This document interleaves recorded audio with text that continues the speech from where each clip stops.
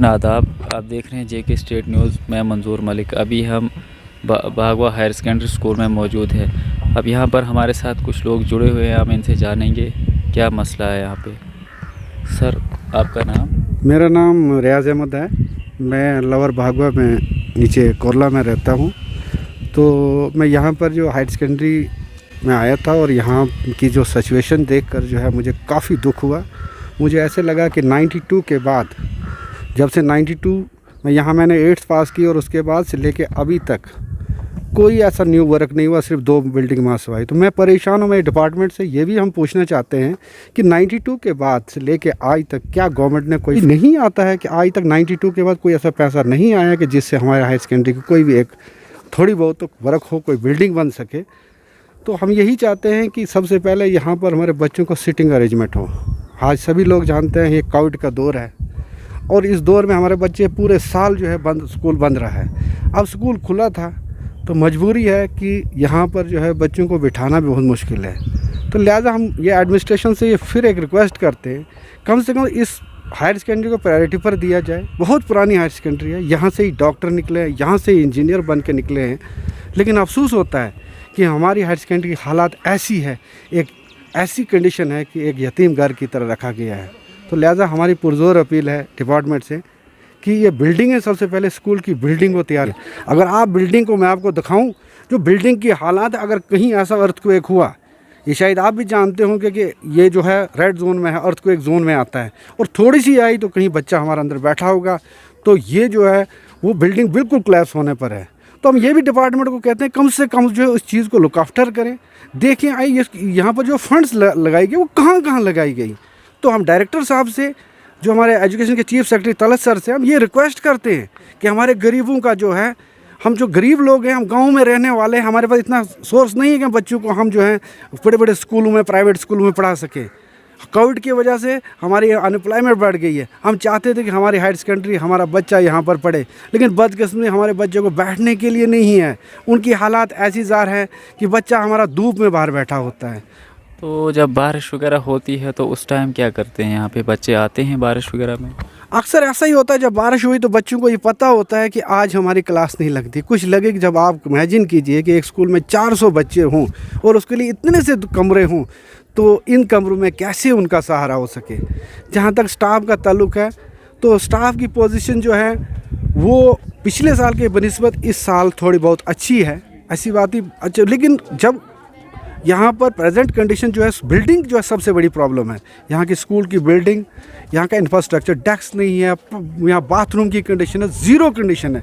तो हम ये डोडा सीईओ से, डीसी से और पर्टिकुलर तौर पर हमारे जो डायरेक्टर साहब है एजुकेशन के, हम उनसे रिक्वेस्ट, मुआदबाना रिक्वेस्ट करते हैं कि खुदारा हमारी इस हाई सेकेंडरी को देखें। हमारे गरीबों का जो हाल, जो बहुत बुरा हाल हो चुका है, हमारा ये जो कौम का सरमाया था ये ख़त्म हो रहा है। तो अगर नहीं हो सकता है तो हम कोई और चारा करें, हम चंदा करें या कुछ करें, हम कोशिश करेंगे, हम भी कोशिश करेंगे। लेकिन हमारी ये उम्मीद है कि हमारी जो एजुकेशन डिपार्टमेंट की हायर अथॉरिटी है वो ज़रूर इस मैटर को देखें कि हमारी बिल्डिंग स्कूल की, और हमारा बच्चा जो है कम से कम उसको यह नसीब हो, उसको टाट हो बैठने के लिए, उसको डेस्क मिले बैठने के लिए, उसको क्वालिटी की एजुकेशन हो।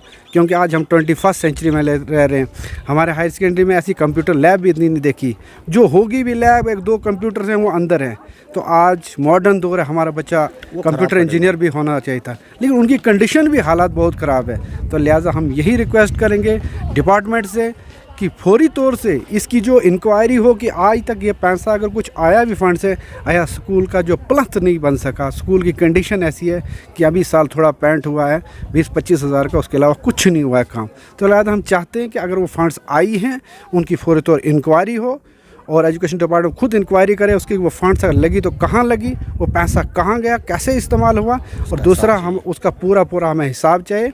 और साथ में जो ये बिल्डिंग मौजूदा जो प्लांथ चढ़ाया गया है, अगर ये प्लांथ बनाया गया तो किस बेस पर बनाएगा? अगर आपने बिल्डिंग नहीं बनानी थी तो प्लांथ नहीं, हमारा पैसा यहाँ भी वेस्ट हुआ।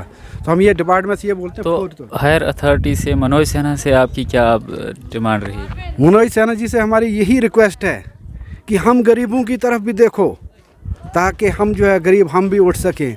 हम वैसे ही मारे हुए हैं, यहाँ पर कोई हमारे पास स्कूल नहीं है, महासवाई हायर सेकेंडरी के सहारा है। हमारे बच्चे 20-20 किलोमीटर पैदल होके आते हैं, फाका कशी में आते हैं बेचारे, और यहाँ पर स्कूल पहुँचते हैं। अगर स्कूल में हमारे बच्चे को बैठने के लिए कुछ ना हो, उसको पढ़ाया नहीं जाए, उसको इंफ्रास्ट्रक्चर, उसका बोर्ड नहीं हो, तो हमारा बच्चा कहाँ से डॉक्टर बनेगा, हमारा बच्चा कहाँ से इंजीनियर बन सकता है, हमारा बच्चा कहाँ से डिसिप्लिन सीख सकता है।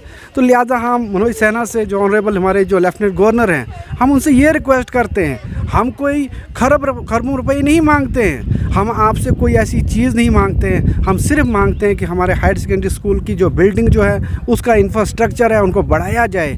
हमें बाकी कुछ नहीं चाहिए, हमें कोई ऐसी हमें दो ही चीज़ें चाहिए, अस्पताल, एजुकेशन।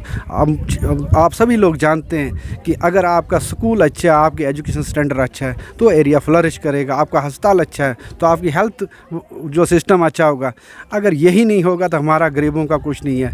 यहाँ पर एक हायर सेकेंडरी है, दूर दूर से बच्चे आते हैं और बेसहारा कोई यतीम बच्चे हैं, लेकिन यहाँ से खाली हाथ जाते हैं। तो हमारी रिक्वेस्ट रहेगी, हमारे एलजी साहब से मुहतबाना गुजारिश रहेगी कि मेहरबानी करके हमारी इस हायर सेकेंडरी को देखें।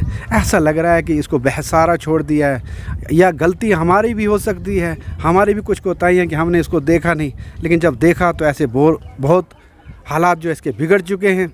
तो मैं यहाँ यही रिक्वेस्ट करूँगा पब्लिक की तरफ से, अपनी तरफ से, एक पेरेंट्स होने के नाते मेरा बच्चा यहाँ पर पढ़ रहा है, लेकिन मैंने जब उसको देखा, उसकी कंडीशन देखी, उसकी हालात ज़ार पर मुझे बहुत रोना आया कि ये ऐसी हालात है कि यहाँ पर बच्चे को हमारे पास बैठने का भी सिस्टम नहीं है, तो क्या हमारा बच्चा कैसे जाएगा। हमने स्वच्छ भारत मिशन बनाया, उसके लिए बाथरूम होने चाहिए, लड़कियों के लिए लेडीज़ बाथरूम होने चाहिए, लेकिन सर अगर आप बाथरूमों की हालात देखेंगे, ऐसा लगता है एक बाथरूम चल रहा है और 400 बच्चे हमारे स्कूल में हैं। आप बताइएगा वो कौन सा स्वच्छता होगा, क्या होगा। आज तो देख रहे हो आप, दौर कौन सा चल रहा है, कोविड का दौर इतना ज़ोर से है कि बीमारी ज़ोर, तो लेकिन हालात ये हैं, बाथरूम एक है, 400 बच्चा है, वो कैसे पढ़ सकता है हमारे पास। सबसे पहले उसको बाथरूम, हमारी बच्ची कैसे सेफ है, बाथरूम जा सकती है।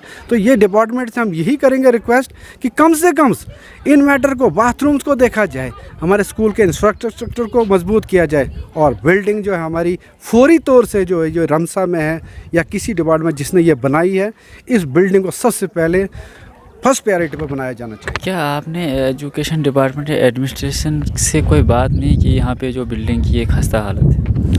नहीं, हमारे जो साथी हैं, फंड्स वगैरह नहीं है इसके? तो हमारे जो साथी जो यहाँ पर चंदेल सर ने, ये भी एक बहुत बड़े हमारे रोल अदा कर रहे हैं। हमारा कोशिश यही है कि स्कूल को बढ़ाए, लेकिन एडमिनिस्ट्रेशन जो हमारी है, मुझे ये समझ नहीं आता, कहते हैं कि हायर सेकेंडरी में कभी फंड्स आती ही नहीं है।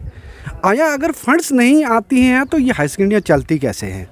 अगर कोई ज़ीरो, क्या इवन देन हमारे स्कूल का एक पेरेंट के लिए फ़ंड्स नहीं आ सकती हैं। अगर एक पेरेंट करने के लिए अगर फ़ंड्स नहीं आएंगी तो फिर तो ये काम ख़त्म है। क्या डेस्क रिपेयरिंग के लिए नहीं आ सकता है, क्या हमारे बच्चों के लिए? तो ये सब चीज़ें हमारी जो है एक समझ से परे है, समझ से बाहर है कि यहाँ पर जो सिचुएशन जो है बहुत ख़तरनाक है, और आने वाला वक्त ऐसा होगा कि हमारे बच्चे अनपढ़ रहेगी, और जब हमारी कौम अनपढ़ रहेगी तो हमारा देश आगे नहीं जा सकता। जब यही बच्चे पीछे रहेंगे तो हमारा कुछ नहीं बन सकता है। लिहाजा हम फिर पुरजोर अपील करते हैं कि हमारे गरीब बच्चों का, जो हमारे गरीब लोग हैं, मज़दूर तबका लोग हैं, उनकी जो है, उनके लिए मेहरबानी करके हमारे स्कूल में सबसे पहले स्कूल की बिल्डिंग का पूरी तौर से, जो ये प्रेजेंट मौजूदा बिल्डिंग है, इसके लिए ऊपर जो है कमरे बनाए जाएं, और साथ में बाथरूमों की और फौरी तौर से राहत जो है वो स्कूल के जो भी रिक्वायरमेंट्स हमारी है, इसका पेंट का मसला है, बिल्डिंग गिर रही है उसका मसला है, कम से कम फौरी तौर से हम चाहते हैं, हम एलजी साहब से रिक्वेस्ट करते हैं, साथ में डायरेक्टर साहिबा से, सीओ डोडा से, डीसी साहब से हम ये रिक्वेस्ट करते हैं कि हमारी पब्लिक आपसे कुछ नहीं मांग रही है। हमें नौकरी नहीं चाहिए, हमें और कुछ नहीं चाहिए, हमें दो चीज़ें चाहिए, एक चाहिए हमें एजुकेशन और एक चाहिए हमें हेल्थ। तो हमारी एजुकेशन के हालात बहुत ख़राब है यहाँ पर। पढ़ाई के, जहाँ तक पढ़ाई का ताल्लुक़ है, पढ़ाई का ताल्लुक़, हमारा बच्चा स्कूल में पढ़ता है, बहुत अच्छा स्टाफ है, पढ़ा रहे हैं स्टाफ, लेकिन कुछ खामियां उसमें भी ये है कि वो हमारी कमज़ोरी है। बाकी यहाँ का स्टाफ भी अच्छा है, प्रिंसिपल भी बहुत कोशिश कर रहे हैं, लेकिन जो आज से पहले जो इसमें गफलाबाजी हुई है, जो कोताहियाँ हुई हैं, इस आपको दिखाऊं, मैं आपको बिल्डिंग के हालात दिखाऊंगा। क्या 92 के बाद क्या इस बिल्डिंग को कभी रिपेयर किया गया? 92 के बाद आज तक पैसा नहीं आया। सिर्फ महासवाई एक आपको वहाँ प्रिंसिपल ऑफिस का एरिया लगेगा, और तो 92 से लेकर you can't imagine that what is today to living in the 2021। and the whole in between these years, decades, 2.5 decades, we have found that the conditions remain. Whenever we see that in 1992, I was studying on this school up to 8th standard, remains the same. I have seen that this building was located same in position, only the change of बहुत खस्ता हो गई है, बच्चों को इतनी परेशानी आ रही है। कम से कम 400 बच्चे हैं तो 4 रूम्स हैं, तो इतनी प्रॉब्लम आ रही है। अभी मैंने प्रिंसिपल साहब से बात की तो वो बोल रहे हैं कि मैंने कोई नीचे प्राइवेट एक किसी और डिपार्टमेंट का एक बना हुआ है हॉल, उसमें एक क्लास एडजस्ट की है, लेकिन इससे तो मसला हल होने वाला नहीं है। हालांकि हमारे पास प्लांट लगा हुआ है। कितने दूर से बच्चे आते हैं यहाँ पर क्या बोले सर, आपको कम से कम 15-15, 20-20 किलोमीटर से रोटियाँ बांध के बच्चे आते हैं। बहुत दूर से चकदर है, चुलाश है, ऊपर बजारनी एरिया, मोंडवा एरिया, और हमारा ये नीचे भूपा पुल है, लांगोत है, बड़े दूर दूर से बच्चे आते हैं यहाँ पर। मान लो आप 400 बच्चे जो हैं, 400 बच्चों का गुजर इसमें 4 कमरों में नहीं हो सकता है। इसलिए हमारी ये डायरेक्टर साहब से और सीईओ साहब से रिक्वेस्ट रहेगी कि कम से कम इस बिल्डिंग की हालत को देखें, और देखना ही नहीं है, इसको कम से कम कोई फंड्स रिलीज़ करें, ताकि इसको पहले भी फंड से तो आई है, लेकिन इन लोगों का कहना है, जैसे कि अभी प्रिंसिपल साहब से बात हुई थी हमारी, बोलते नहीं जी यहाँ पर कोई फंड्स आई नहीं है। ऐसा नहीं है, फंड से आती हैं, लेकिन ये हो सकता है कि हायर अथॉरिटी से हमारी यही डिमांड रहेगी कि कम से कम यहाँ पर 4 से 6 कमरों का फ़िलहाल हमें अरेंज करके दे। वो है भी 4 कमरे यहाँ के लिए हुए हैं सैंक्शन, लेकिन उनको कहीं काम तो लगे ताकि हमें नज़र आए और बच्चों को हमारा सिस्टम बने बैठने का। क्योंकि यहाँ पर इस वक्त भी मैंने बाहर देखे बच्चे बैठे हुए, कुछ प्रिंसिपल साहब ने अरेंज किया है नीचे, वो तो वहाँ पर भी एक क्लास की है एडजस्ट, लेकिन उससे कुछ नहीं होगा जब तक ना ये हमारी बिल्डिंग का काम लगाया जाए। तो ये थे यहाँ के हमारे साथ यहाँ के कुछ लोग जुड़े हुए, उन्होंने कहा। तो इसी तरह से आप देखते रहे जेके स्टेट न्यूज़। मैं मंजूर मलिक डोडा।